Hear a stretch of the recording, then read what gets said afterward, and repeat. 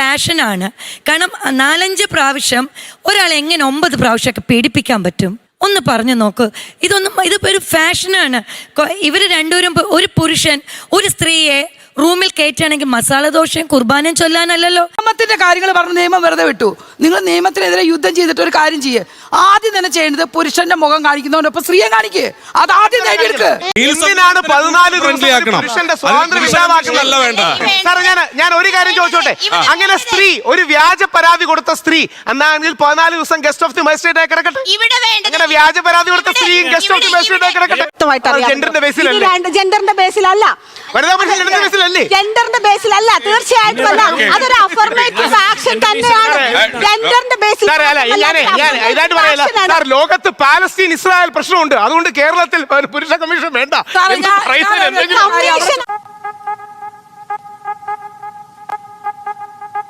പുരുഷ കമ്മീഷൻ ആവശ്യമുണ്ടോ രാഹുൽ? ഈ പുരുഷ കമ്മീഷൻ വേണോ എന്നൊരാളെ പിടിച്ചു നിർത്തി തെരുവിൽ വെച്ച് ചോദിച്ചാലേ അവരോട് എന്താ പറയാ? അതിനുള്ളൊരു സമയമായോ? ഓരോ 4.5 മിനിറ്റിലും ഇന്ത്യയിൽ ഒരു പുരുഷൻ ആത്മഹത്യ ചെയ്യുന്നുണ്ട്. ഓരോ 11 മിനിറ്റിലുമാണ് സ്ത്രീ ആത്മഹത്യ ചെയ്യുന്നത്. രണ്ടും ഒരേപോലെ അപകടമാണ്, സംശയമില്ല.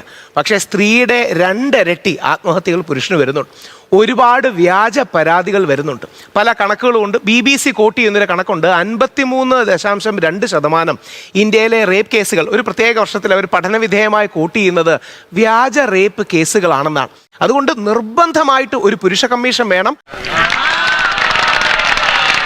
ഇവിടെ ബ്രിട്ടീഷ് കാലഘട്ടം തൊട്ട് ഇന്ത്യക്കാരിലെ കളവായ പരാതികൾ നൽകുന്ന ഒരു രീതിയുണ്ട് എന്ന് അവർ മനസ്സിലാക്കിക്കൊണ്ട് അതിൽ നിന്ന് ഇവിടുത്തെ പുരുഷനെ സംരക്ഷിക്കാനാണ് ഈ വകുപ്പുകൾക്കുള്ളിൽ ഉപവകുപ്പുകൾ നൽകിയത്. അതുകൊണ്ട് തന്നെ ഞാൻ പറയുന്നത് ഇത് ഒരു പുതിയ സംവിധാനം വേണം, പുരുഷ കമ്മീഷൻ വേണം എന്നല്ല. ഇവിടെ നല്ല നിയമവ്യവസ്ഥയിലെ ഒരു സ്ത്രീയുടെ വ്യാജ പരാതി കിട്ടിയാൽ അതനുസരിച്ചിട്ട് ഒരു ജുഡീഷ്യൽ റിമാൻഡിൽ 14 ദിവസത്തെയോ 30 ദിവസത്തെയോ അത് ജയിൽ സന്ദർശനമേ ആയി കാണേണ്ടതില്ല. ഇവിടുത്തെ മാധ്യമങ്ങൾക്ക് ഒരു പങ്കുണ്ട്. We are the guest of the magistrate, we are just going for a judicial remand. ആ റിമാൻഡ് കാലയളവിൽ കൂടുതൽ എപ്പോഴെങ്കിലും ജയിലിൽ കിടന്നിട്ടുണ്ടോ വരാം അങ്ങനെ ഗസ്റ്റ് ഓഫ് ദി മജിസ്ട്രേറ്റ് ആയിട്ട്? അല്ല, എപ്പോഴെങ്കിലും ജയിലിൽ കിടന്നിട്ടുണ്ടോ? ജയിൽ സംവിധാനങ്ങൾ മാറ്റണം. പക്ഷേ എന്തിനാണ് 14 പുരുഷന്റെ സ്വാതന്ത്ര്യം ഇല്ലാതാക്കുന്നത്? ഞാൻ ഒരു കാര്യം ചോദിച്ചോട്ടെ, അങ്ങനെ സ്ത്രീ ഒരു വ്യാജ പരാതി കൊടുത്ത സ്ത്രീ എന്നാണെങ്കിൽ 14 ദിവസം ഗസ്റ്റ് ഓഫ് ദി മജിസ്ട്രേറ്റ് ആയി കിടക്കട്ടെ. അങ്ങനെ വ്യാജ പരാതി കൊടുത്ത സ്ത്രീയും ഗസ്റ്റ് ഓഫ് ദി മജിസ്ട്രേറ്റ് ആയി കിടക്കട്ടെ. 16 ദിവസമാണ് ഞാൻ ജയിലിൽ കിടന്നത്, പ്രത്യേകിച്ച് സ്റ്റേഷൻ ജാമ്യം തരുന്ന കാര്യത്തിൽ. ഈ ജയിലില് ഈ പണ്ടത്തെ പോലെ മറ്റേ എന്താ പറയണേ അരിയുണ്ടയോ സാധനങ്ങളും അങ്ങനെയൊന്നും അല്ല. പക്ഷെ ഈ ജയിലിൽ കിടക്കുന്നത് നമ്മുടെ സ്വാതന്ത്ര്യം ഇല്ലാതാക്കുകയാണ്. ആ സ്വാതന്ത്ര്യമാണ് ഒരു മനുഷ്യന്റെ അടിസ്ഥാനം. ഈ എന്താ പറയണ ജയിലാണ്. വനിതാപക്ഷ നിയമങ്ങൾ ദുരുപയോഗം ചെയ്ത് ജയിലിൽ കിടക്കുന്നതിന് ഒരു കാൽപ്പനികതയില്ല. അങ്ങനെ ഏതെങ്കിലും സ്ത്രീക്ക് താല്പര്യം ഉണ്ടെങ്കിൽ അവർ ഗസ്റ്റ് ഓഫ് ദി മജിസ്ട്രേറ്റ് ആയിട്ട് 14 ദിവസം ജയിലിൽ കിടന്നാൽ മതി. അതായത് ഇവിടെ പുരുഷന്മാർ അനുഭവിക്കുന്ന ഏറ്റവും വലിയ പ്രശ്നം സ്ത്രീകൾ കൊടുക്കുന്ന വ്യാജ പരാതിയാണോ? മാത്രമല്ല, അല്ല, ഇവിടെ പുരുഷന്മാർ അനുഭവിക്കുന്ന ഏറ്റവും വലിയ പ്രശ്നം ഇവിടത്തെ ജാതീയത, ഇവിടത്തെ വർഗീയത. അല്ല, പുരുഷന്റെ ആ മാനസികാരോഗ്യമാണോ നിങ്ങളുടെ വിഷയം? വേറൊരു വിഷയമല്ലേ, വർഗീയതയും പ്രശ്നമാണ്. കൊണ്ടുവരുന്നത് എന്തിനാണെന്നറിയാമോ? വിഷയം കൺഫ്യൂസ് ചെയ്യാനാണ്. അതല്ല ഉദ്ദേശം. കേരള ഏറ്റവും വലിയ ജനകീയനായ മുഖ്യമന്ത്രി ശ്രീ ഉമ്മൻചാണ്ടിയെ ഒരു വ്യാജ പരാതിയുടെ പേരിൽ വർഷങ്ങളോളം നമ്മളടക്കമുള്ള മാധ്യമങ്ങളിലെ ആൾക്കാർ വേട്ടയാടിയില്ലേ? നിവിൻ പോളിയെ വേട്ടയാടിയില്ലേ? എത്രയോ പേരെ വേട്ടയാടി. അപ്പൊ ഇവരോടെല്ലാം നിങ്ങൾ ഗസ്റ്റ് ഓഫ് ദി മജിസ്ട്രേറ്റ് ആയി ഒരാഴ്ച പോയി ജയിലിൽ കിടക്കൂ എന്ന് പറയുന്നത് അന്യായമല്ലേ? അങ്ങനെ ഗസ്റ്റ് ഓഫ് ദി മജിസ്ട്രേറ്റ് ആയി കിടക്കുമ്പോഴേ അതിന്റെ വേന അറിയൂ. അങ്ങനെ പറഞ്ഞു കൊടുക്കണം. സമൂഹത്തിലെ ഒരു വിഭാഗത്തിനെയും ജെൻഡറിന്റെ അടിസ്ഥാനത്തിൽ നിയമ സംവിധാനങ്ങൾ വേറിട്ട് കാണുന്നില്ല. നിങ്ങൾക്ക് അതിനുള്ള പ്രൊവിഷൻസ് ഉണ്ട്. അക്കമിട്ട് അദ്ദേഹം അത്തരത്തിൽ വനിതാ കമ്മീഷൻ എന്ന് പറയുന്നത് എന്താണെന്ന് രാഹുലിന് വ്യക്തമായിട്ട് അറിയാം. ജെൻഡറിന്റെ ബേസിലല്ല. ജെൻഡറിന്റെ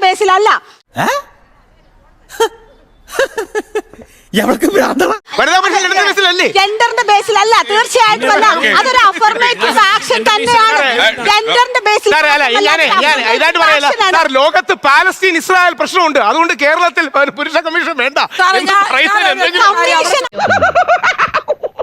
നമ്മളിപ്പോ ഒരു പുരുഷ കമ്മീഷൻ വെക്കുന്നത് വെറുതെ ഒരു ഉദാഹരണം പറയാം. ഇപ്പൊ ഞാൻ നേരത്തെ പറഞ്ഞ ബ്രാങ്കോ മുളക്കൽ അങ്ങനെയുള്ളവർ കുറെ ആൾക്കാരെ ഇവര് കമ്മീഷൻ ഉണ്ടാക്കിന്ന് വെച്ചോളൂ. ഈ കമ്മീഷനിൽ അവര് പീഡിപ്പിച്ച ആളുകളെയൊക്കെ നോട്ടീസ് കൊടുത്ത് വിളിപ്പിക്കുന്നു വിചാരിച്ചോ, ആ അവസ്ഥ എന്തായിരിക്കും? ഫ്രാങ്കോ മുളയ്ക്കൽ കേസ് മാത്രമായിരിക്കും ഇതിൽ വരിക. അല്ല, ഫ്രാങ്കോ മുളയ്ക്കലിനെ കോടതി നിരപരാധി എന്ന് പ്രഖ്യാപിച്ച ആളെ പോലും ഇത്ര അപമാനിച്ച് പറയാൻ കഴിയുന്നതും ആ സ്ത്രീയുടെ പേര് പോലും ഞങ്ങൾ ആരും പറയാത്തതും തന്നെയാണ് പുരുഷ കമ്മീഷൻ വേണ്ടതിന്റെ ഏറ്റവും വലിയ ആവശ്യം. ശ്രീ രാഹുൽ ഈശ്വർ ആയിക്കോട്ടെ, ശ്രീ രാഹുൽ മാങ്കൂട്ടം ആയിക്കോട്ടെ, ഫ്രാങ്കോ മുളയ്ക്കലായിക്കോട്ടെ, ഒരാളെ കുറ്റവിചാരണയ്ക്ക് ശേഷം നിരപരാധിയാണെന്ന് വിടുന്ന ഒരു അവസരം. അവിടെ നമുക്ക് ഉണ്ടാകുന്ന പ്രശ്നം എന്ന് പറയുന്നത് നേരത്തെ മാഡം സൂചിപ്പിച്ചതുപോലെ ഇവരുടെ പേര് നമ്മൾ പറയുന്നുണ്ട്. അതിജീവിത മാർഗ്ഗം കിട്ടുന്ന ഒരു പ്രൈവസി, ആ സപ്പോർട്ട് ഇവിടെ പ്രതികളായവർക്ക് പിന്നീട് കുറ്റം തെളിഞ്ഞില്ലെങ്കിൽ കിട്ടുന്നില്ല. അതിന്റെ ഉത്തരം ഒരു സൈഡിൽ എക്സ് ഇടുന്നുണ്ടെങ്കിൽ കഴിയുമെങ്കിൽ ഇന്നത്തെ ഡിജിറ്റൽ യുഗത്തിൽ എന്തുകൊണ്ട് നമുക്ക് ഇവരുടെ പേരുകൾ വൈവൈയാക്കി കൂടാ? പുരുഷന്റെ പ്രൈവസി 100% ഞാൻ യോജിക്കുന്നു. നിയമത്തിന്റെ കാര്യങ്ങൾ പറഞ്ഞ് നിയമം വെറുതെ വിട്ടു. നിങ്ങൾ നിയമത്തിനെതിരെ യുദ്ധം ചെയ്തിട്ട് ഒരു കാര്യം ചെയ്യേ. ആദ്യം തന്നെ ചെയ്യേണ്ടത് പുരുഷന്റെ മുഖം കാണിക്കുന്നവനൊപ്പം സ്ത്രീയെ കാണിക്കേ. അത് ആദ്യം നേടിയെടുക്ക്.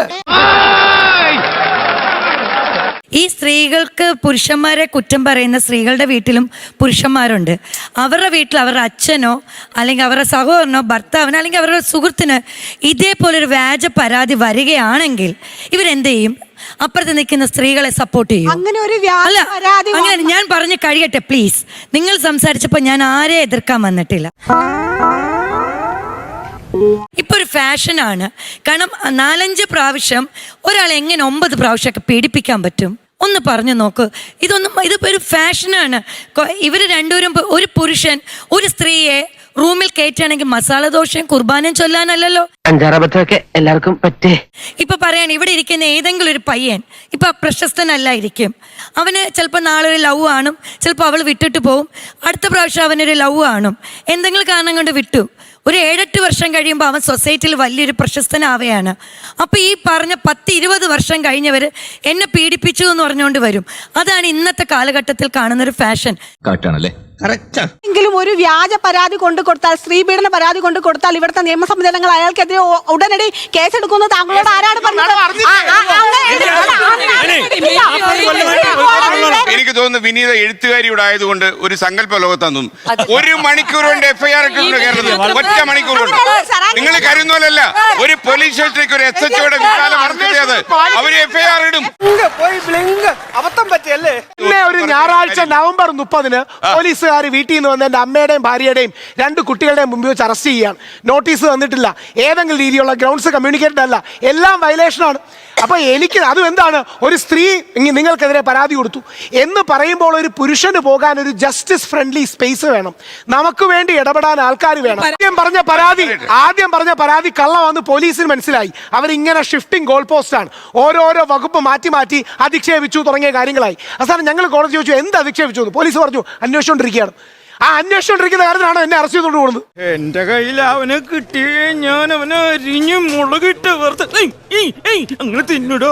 വ്യാജ പരാതികൾക്കെതിരെ കമ്മീഷൻ വരണം. കാരണം ചേച്ചി പറഞ്ഞു വ്യാജ പരാതിയുടെ കാര്യം. ഇതൊരു സ്ത്രീയോ പുരുഷനോ മാത്രം. ഇതിനെ വ്യാജ പരാതി കമ്മീഷൻ എന്ന് വിളിച്ചാൽ ഓക്കെയാണോ? ഈ പെണ്ണുമ്പോഴൊക്കെ വീട്ടിലിരുന്നാ പോരെ? നമ്മളെ സമൂഹം ചലിക്കുന്നത് മുന്നോട്ടാണ്, ഒരിക്കലും പിന്നോട്ടല്ല. പുരുഷനെ കേൾക്കാൻ വേണ്ടിയിട്ട് ഒരു സ്പേസ് വേണം. പുരുഷാവകാശ കമ്മീഷൻ വേണം തന്നെയാണ് ഞങ്ങളും അഭിപ്രായപ്പെടുന്നത്. ഇക്വാലിറ്റി തന്നെയാണ് വേണ്ടത്. അപ്പോ സ്ത്രീകൾക്ക് ഒരു സ്ഥലം ഉള്ളതുപോലെ തന്നെ പുരുഷന്മാർക്കും എല്ലാ കാര്യങ്ങളും സംസാരിക്കാനും ഇതാക്കാനും ഒരു സ്ഥലം വേണം.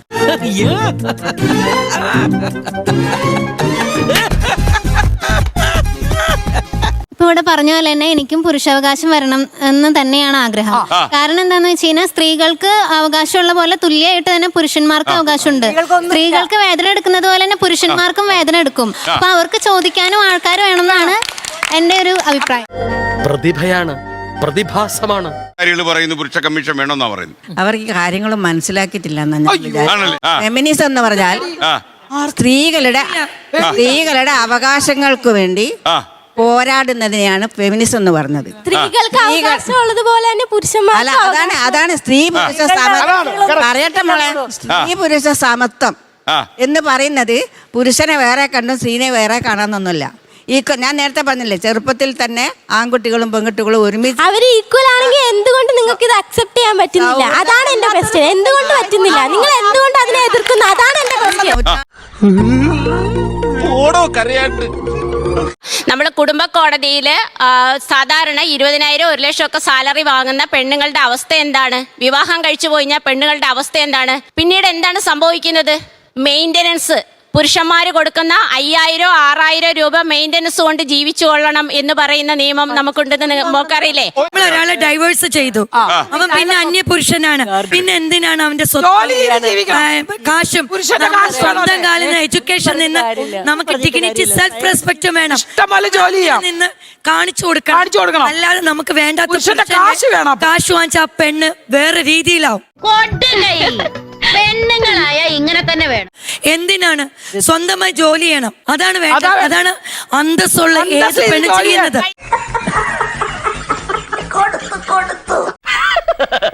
തൽക്കാലം ഇത്രയും മതി. വരട്ടെ.